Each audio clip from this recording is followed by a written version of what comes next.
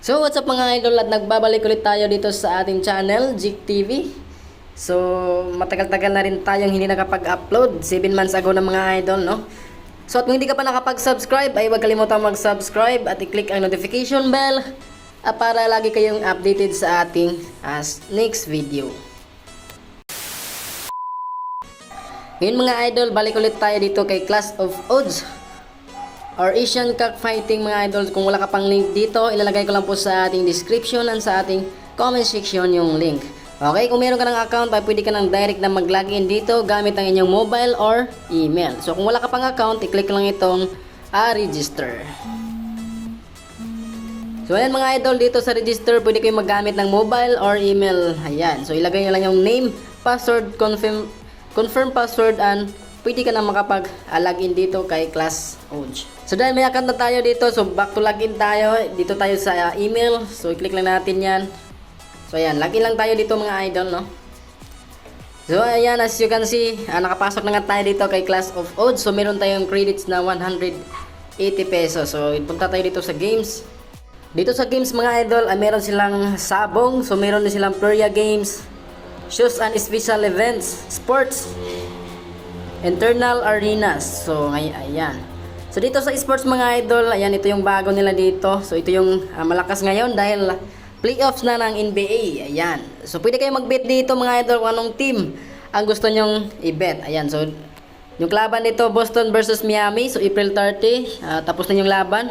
Oklahoma versus New Orleans, Lakers versus Denver. Tapos na yung laban nila mga idol, no? So wait lang na natin na sunod na laban at pwede tayo mag-bet dito kay sports or sa ating pinaka-paboritong NBA.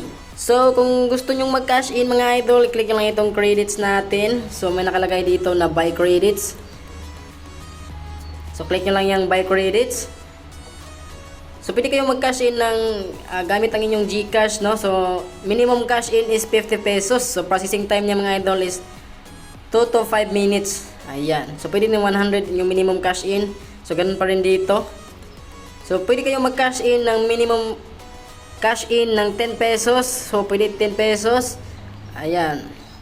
So kung wala kayong GCash, pwede kayong magamit ng PMaya dito mga idol. So kung gusto nyo mag-withdraw mga idol, may nakalagay dito na withdraw. So i-click nyo lang itong withdraw. Ayan. So dito tayo sa GCash. Minimum withdrawal is 102 pesos. So may fee na 1.5%. So processing average time is 30 minutes. Ayan. So may 180 tayo. So try natin mag-withdraw ng 100 pesos. So ilan yung fee? So may fee na 1.5 pesos mga idol. So dito ilagay lang natin yung GCash number natin. So once na nalagay natin yung GCash, ay click lang natin itong submit. So greater than 102 pesos. So mag-withdraw tayo ng 110. So submit lang natin. So dito may nakalagay na withdrawal pin. Type your withdrawal pin here to proceed. So may withdrawal pin dito. So ilagay lang natin yung withdrawal pin natin. So submit pin. So once na naka-withdraw na kayo dito mga idol, i-click lang itong more. At dito sa ating withdrawals record. Ayan. So ito yung mga withdrawals natin, no? So legit na legit itong si Asian Cockfighting mga idol or si Clash Odds.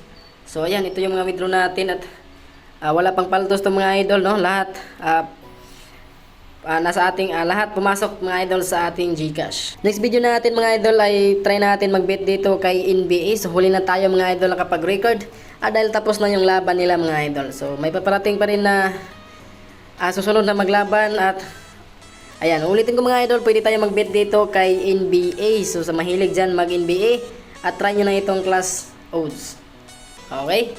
So ganito lang yung video natin mga idol at kung wala ka pang link or hindi ka pa nakapag-register ay ilalagay ko lang sa ating description and sa ating comment section yung link. Okay, so hanggang dito na lang and God bless po sa ating lahat.